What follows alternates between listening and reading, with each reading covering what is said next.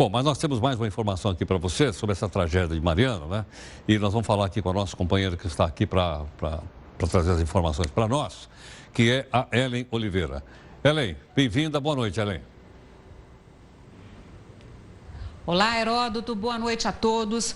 O Ministério Público deu uma coletiva hoje e foi taxativo. Não há o que comemorar. O promotor lembrou a respeito do acordo firmado entre as mineradoras e os governos federal de Minas Gerais e do Espírito Santo. Para ele, foi um pacto entre amigos. Ele disse também a respeito da multa aplicada à mineradora, disse que é um valor muito baixo para atender às demandas causadas nesta tragédia. Amanhã completa um ano que a barragem de Fundão se rompeu e despejou 43 milhões de metros cúbicos de rejeitos. 19 pessoas morreram. 14 toneladas de peixes foram mortos. 20 hectares da Mata Atlântica danificados. 195 propriedades rurais atingidas e destas, 25 completamente destruídas.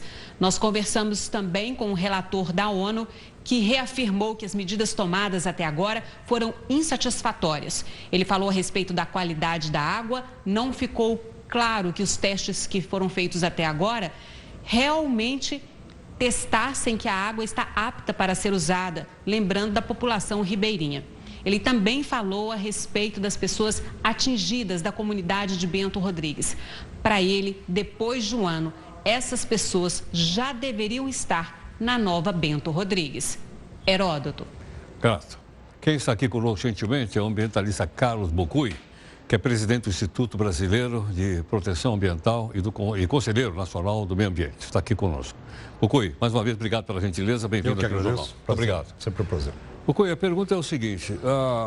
Quando uma empresa como essa ou outras constrói uma barragem, ou uma barragem para água, ou para rejeitos, como esse caso, há fiscalização? Quem é que autoriza uma coisa dessa? Bom, Heródoto, a responsabilidade do licenciamento ambiental, ele pesa normalmente sobre o órgão ambiental estatal. Tá? Ouvidos o IBAMA, o órgão federal, ouvido alguns outros órgãos que nós chamamos de entidades intervenientes, que dão o aval para essa obra. Né? O grande problema é que o instrumento que nós usamos hoje para avaliar o impacto ambiental dessa obra, ele é insuficiente para prevenir situações como essa que nós vimos no caso de Mariana. O grande problema é que o estudo de impacto ambiental passa a ser uma peça de ficção, onde você não admite o acidente e quando ele ocorre não há medidas reais de salvaguarda para essas populações. E os desdobramentos de Mariana hoje dão conta exatamente disso, né? Um ano se passa, 500 mil de pessoas estão aí com água contaminada. Rio Doce inteiro? E as pessoas que morreram, perderam suas casas, impactos enormes sobre aquela região e não existe uma previsão legal de se enfrentar essa situação para reparação do dano ambiental. Né? Então, nós passamos por um processo de falta de planejamento ambiental, mau licenciamento ambiental pré e pós e ainda, no caso de um acidente, a falta de medidas efetivas. Agora, Bocui, então, para a gente entender casos como esse, parece o seguinte, parece que cada vez que você pede um licenciamento ambiental, você está criando dificuldade, está atrapalhando o progresso, está, vamos dizer assim, impedindo, né, que uma empresa se desenvolva. Esse é um discurso que o setor empresarial aprecia muito, né? Ele diz exatamente isso, que o licenciamento ambiental é um empecilho ao desenvolvimento.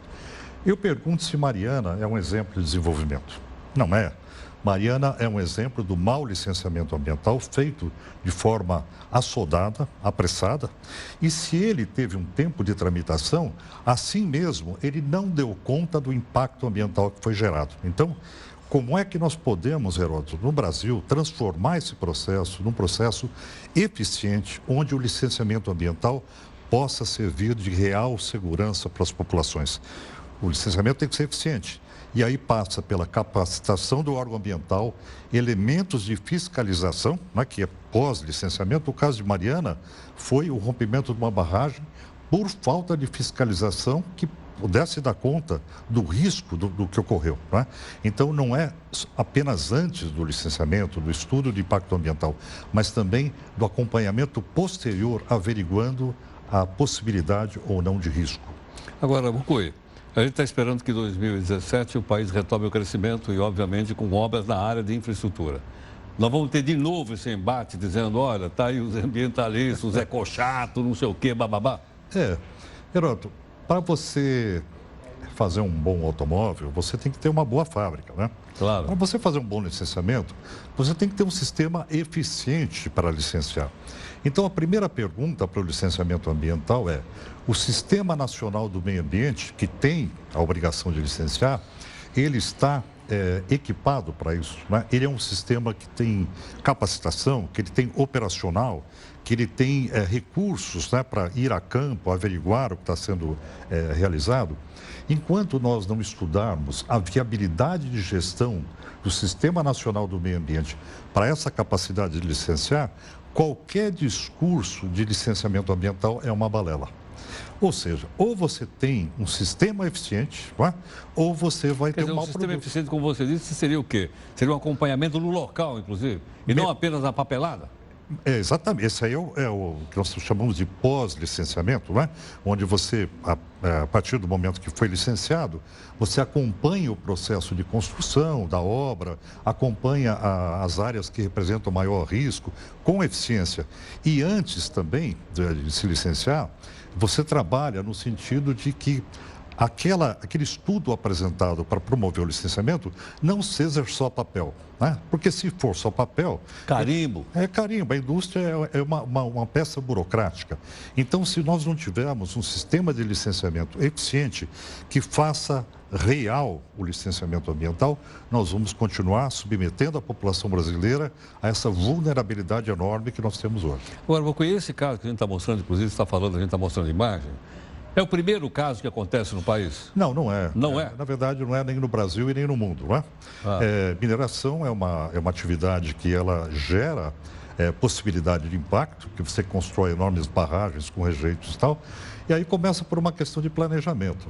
Por que esse rejeito não é reaproveitado? Não é? Por que você tem que construir... Poderia ser reaproveitado. Poderia, em muitos casos poderia. Não é? Claro. Então, a questão é, desde o planejamento, da aplicação da Política Nacional de Resíduos Sólidos, que já prevê várias medidas nesse sentido, e também a questão de você investir o suficiente, não é, para você fazer um bom licenciamento, considerando, por exemplo, a alternativa locacional. Geralmente, o empreendedor, ele escolhe um local que é o local mais barato para empreender. Mais próximo, essa coisa. Mais próximo, claro. Tem mais... E se você, no caso de Mariana, da barragem do Fundão, ela poderia ser realizada em outro local que ela não desabaria sobre a cidade, não é? Então, essa questão da alternativa locacional é fundamental para se trabalhar um bom licenciamento ambiental. Ou seja, para não colocar em risco a população, como foi o caso que a gente está mostrando aí. Exato. Então, a grande questão é, Heródoto, licenciamento ambiental é um processo de você previamente comprovar, demonstrar para a sociedade que o empreendimento é seguro e que ele não causará danos tão sérios ao meio ambiente. Então, essa capacidade dos governos de trabalhar isso é a grande questão que se coloca hoje. Como transformar o licenciamento ambiental numa questão efetiva e preventiva, porque depois que ocorre, você tem 600 quilômetros de rio contaminado, 500 mil de pessoas sem água, como é que você vai resolver esse problema, né? Nem com o exército você consegue dimensionar um aparato para dar socorro imediato para aquela população. Então, a questão é, o licenciamento ambiental, ele tem que ser prévio e bem realizado.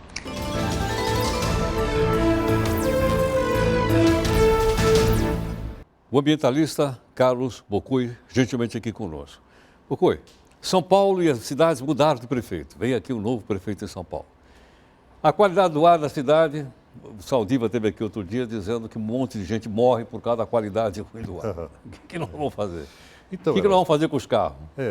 Cada região tem o seu desastre, né? Nós temos o nosso. São Paulo hoje tem uma morbidade de 4 a 5 mil pessoas por ano que morrem por poluição atmosférica. Para você ter uma ideia, isso é uma guerra do Vietnã. Está morrendo mais gente em São Paulo do que morreu soldado americano na guerra do Vietnã. E o que nos assusta é a incompetência e a inércia dos governos, tanto federal quanto estadual, para resolver esse problema. E nós sabemos que, por exemplo, o que mais mata é material particulado. A Alemanha... O que é material particulado? Material particulado pequenas partículas que provêm da queima do óleo diesel, dos caminhões e ônibus a diesel, etc. Então, por exemplo, a Alemanha criou um programa chamado Nenhum Diesel Sem Filtro e colocou filtro em toda a frota que estava irregular. O México fez isso, Bogotá está fazendo isso na Colômbia. E aqui? E aqui não há nenhuma iniciativa ainda efetiva para a gente Tem filtrar. filtro? Tem filtro no mundo todo. No mundo inteiro? Quer dizer, o que nos assusta em São Paulo é essa inércia dos governos, no sentido de tomarem uma medida emergencial diante da morbidade. Nós estamos falando da morte de 5 mil pessoas por ano em São Paulo. Quer dizer, se a gente colocasse o filtro de caminhão e ônibus, a poluição seria menor. O que mais mata seria eliminado. Nós seríamos uma parte O que da mais poluição. mata seria eliminado, Seria que é o material particulado. Material particulado, ponto 10 e 2,5, que seria o mais agressivo. E aí, nós temos uma luta de praticamente 10 anos de atualização no Brasil dos padrões de qualidade do ar, dos valores indicadores de qualidade do ar, de acordo com a Organização Mundial da Saúde, para implementar no Brasil aquilo que é seguro. O nosso padrão está defasado 25 anos. Nossa. E nós estamos tentando no Conselho Nacional do Meio Ambiente essa atualização para que a gente tenha prazo e meta para fazer real uma atmosfera que nós possamos viver com uma certa tranquilidade. Seja, a gente vai deixar de ver o ar que respira? Ou vai ver o ar, né? Vai ver mais. Então, a questão é essa, nós precisamos mudar os padrões do Brasil, adotar metas e, principalmente, Heródoto, atacar o que mais mata, que é o material particulado. Bucuy, obrigado pela participação. Você estava falando, eu fui a Delhi. Ah, você foi. Aí o avião chegou em cima de Delhi, eu vi aquela calota, lembrei de São Paulo. Né? Então, também é uma poluição imensa. É carvão. Carvão lá? Carvão. Obrigado, viu?